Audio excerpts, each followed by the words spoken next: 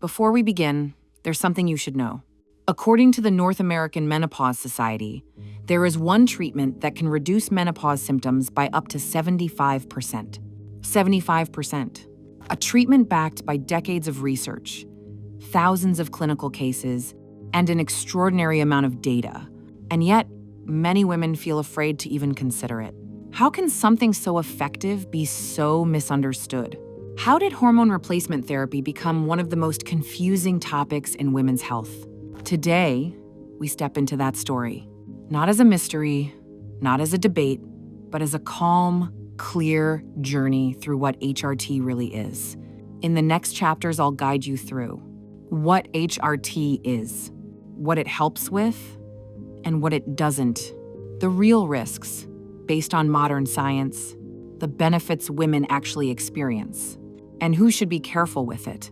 Let's begin. Imagine entering a familiar room, one you've walked into every day of your life. You know the temperature, the way the light moves across the walls, the sounds in the background. But suddenly, the room doesn't behave the way it used to. The air shifts unpredictably. The light feels too bright, then too dim. Your body reacts before you understand what's happening. This is menopause, a moment when the signals that once flowed effortlessly, estrogen, progesterone, and sometimes testosterone, begin to fade. Hormones are not extras. They're messages, instructions, calibration tools. They regulate temperature, sleep, mood, memory, metabolism, bone strength, and even how your heart responds to stress. When those signals drop, the system doesn't break, but it loses its rhythm. Hormone replacement therapy is one way to bring that rhythm back gently and in controlled doses. Not to recreate youth, not to reverse time, but to restore the signals your body once relied on. That is what HRT actually is. For many women, the early stages of menopause feel like stepping into a thick, quiet fog. Your mind doesn't move the way it used to. Your nights become broken and restless.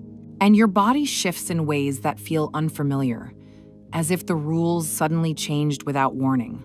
Then, something subtle happens. A woman begins hormone therapy. There's no dramatic movie moment, no instant transformation, just a gentle shift, almost too soft to notice at first. She wakes up one morning and realizes she actually slept.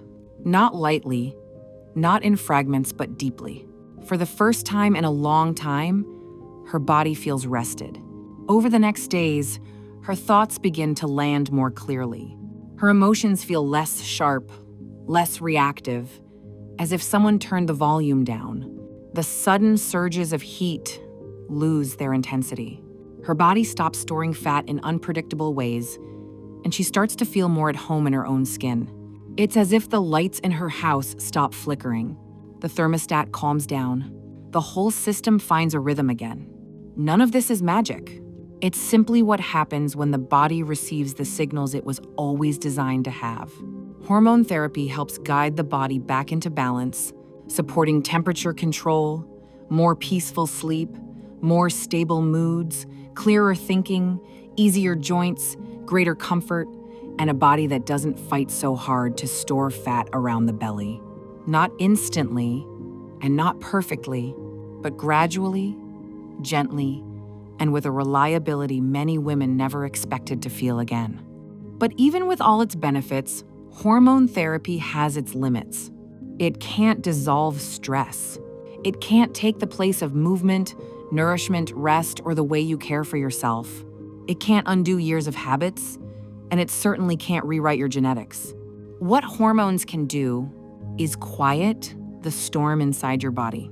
They can steady the ground beneath your feet, but they can't rebuild the entire house for you. This matters because many women hope for a complete transformation. But HRT isn't about becoming someone new. It's about helping your system find balance again. Think of it as recalibration, a gentle reset that allows your body to work with you instead of against you. Your body still needs your choices, your routines, and your rhythms. Hormones simply give you a fair starting point again. To understand why so many women still fear hormone therapy, we need to return to a moment in history that changed everything.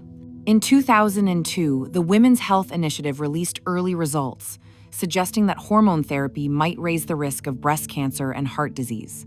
The reaction was instant. Headlines exploded across newspapers and television screens. Hormones cause cancer. HRT is dangerous. Stop taking it. Almost overnight, millions of women threw away their prescriptions. But what those headlines didn't reveal was that the study itself had serious issues. Most of the women in the trial were around 63 years old.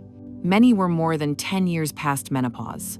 And the hormones used were older, synthetic versions, not the modern, body-identical hormones used today.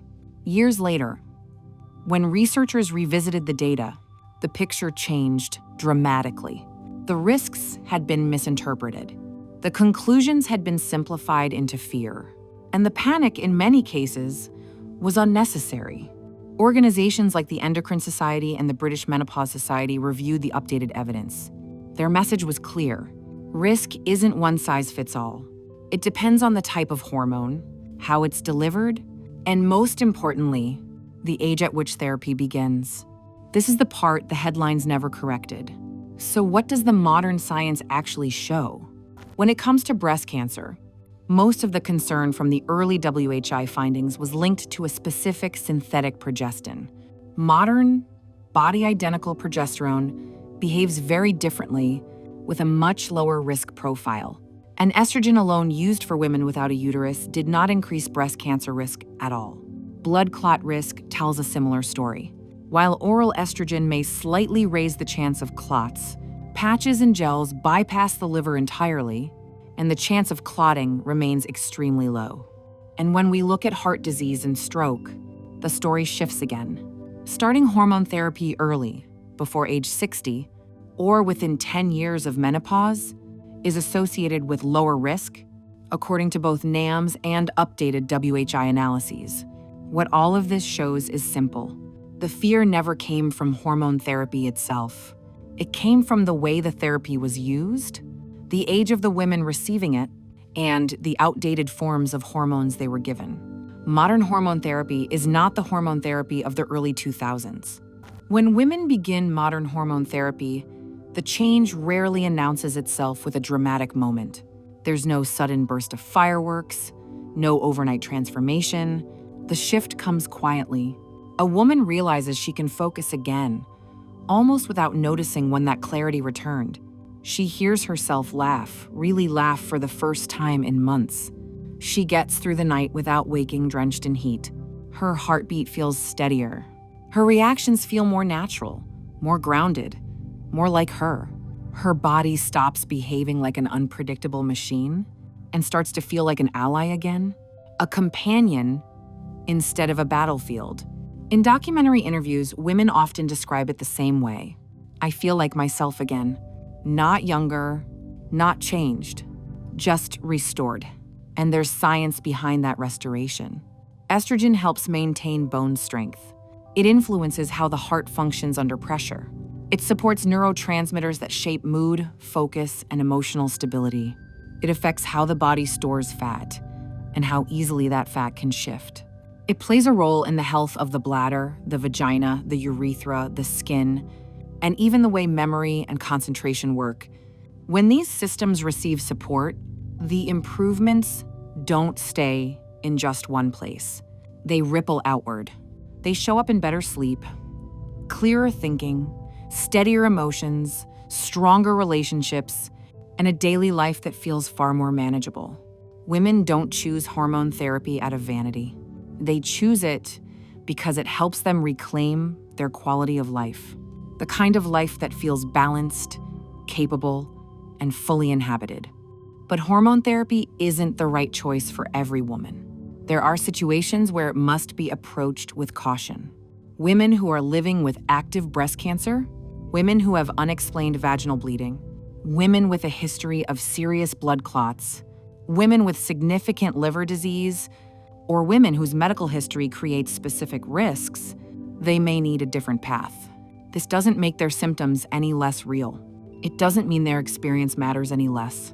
It simply means their bodies require another strategy, another form of support. There are many non-hormonal options that can offer real relief. But in this documentary, we're focusing on hormone therapy itself, what it can do, what it can't, and how it fits into the larger picture of midlife health. Here is the clearest and simplest conclusion we can draw from modern science. For most healthy women under 60, who begin hormone therapy within 10 years of entering menopause, and who use modern body-identical hormones through patches, gels, or sprays, HRT is considered safe. This is supported by the North American Menopause Society, the Endocrine Society, the British Menopause Society, and by updated, corrected findings from the Women's Health Initiative. It isn't perfect. No therapy ever is. And it isn't right for every woman. But it is far safer and far more effective than the world was once led to believe. And there's another part of the story that rarely gets discussed. When women avoid HRT entirely, there can be risks on the other side of that decision.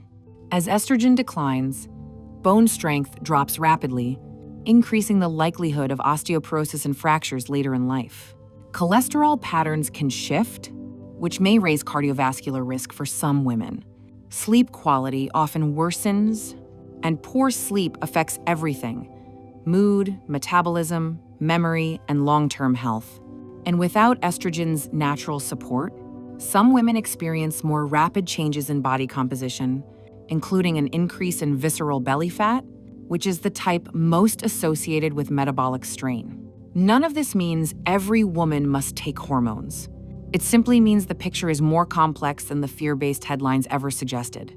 For many women, choosing not to use hormones may carry more long-term risk than choosing to use them, especially when started at the right time, with the right type, in the right hands. And that is the part of the story the headlines never told you.